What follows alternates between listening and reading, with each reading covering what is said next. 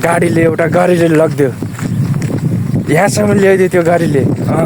अब फेरि अर्को गाडी भेट्यो भने त मेरो किस्मतै चम्किजान्थ्यो।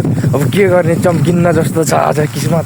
कोही गाडी भेट्यो भने त गाडीले लैदेला, नत्र भने एक्लै हिँड्दै जानुपर्छ। हेलो मेरो खाडीमा बस्नु हुने सबै साथीहरूलाई मेरो एउटै हातले नमस्कार। र आज चाहिँ म मेरो खाने सबै सिद्धिएर म आज बगला जान लाग्छु। यहाँबाट धेरै टाढा छ के, बगला धेरै टाढा छ, त्यही भएर हिँड्दै जान लाग्छु बगला। अब यहाँ कोही गाडी भेट्यो भने त गाडीले लैदेला, नत्र भने एक्लै हिँड्दै जानुपर्छ। त्यही भएर म भ्लग सुट गर्दै जान लाग्छु के, एक्लै हिँड्दै जान लाग्छु। अब गाडी भेट्यो भने त ठिकै छ, लैदिन्छ। अघि भर्खरै उतादेखि आउँदाखेरि रुमबाट अगाडिदेखि एउटा गाडी भेटेर एउटा गाडीले लगिदियो, यहाँसम्म ल्याइदियो त्यो गाडीले। अघि भर्खरै यहाँसम्म लिएर आइदियो। अब फेरि अर्को गाडी भेट्यो भने त मेरो किस्मतै चम्किजान्थ्यो। अब के गर्ने, चम्किन्न जस्तो छ आज किस्मत। यतातिर चाहिँ अलि फोहोर छ, अलि गन्दगी छ, कचरा सचरा फाल्छन् यतातिर। यो रोडमा चाहिँ म एक्लै हिँडिरहेको छु अहिले। यो साउदीको रोड हो। ल हेर्नु, साउदीको रोड एक्लै हिँडिरहेको छु म अहिले एक्लै।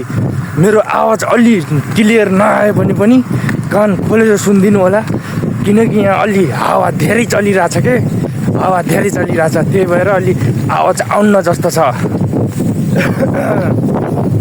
अब जान्छु बगला, जान्छु बगलाबाट आलु सालु के हुन्छ आलु ल्याउँछु, मासु पनि ल्याउनु पर्ला।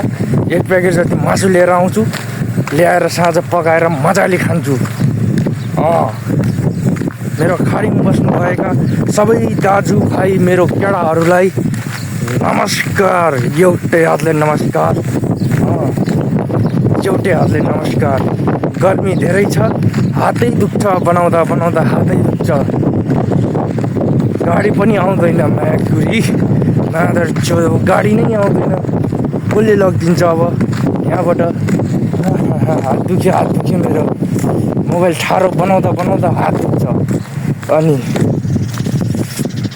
गर्मी कस्तो छ, ओहो साउदीमा पनि गर्मी बढ्यो है केटा हो।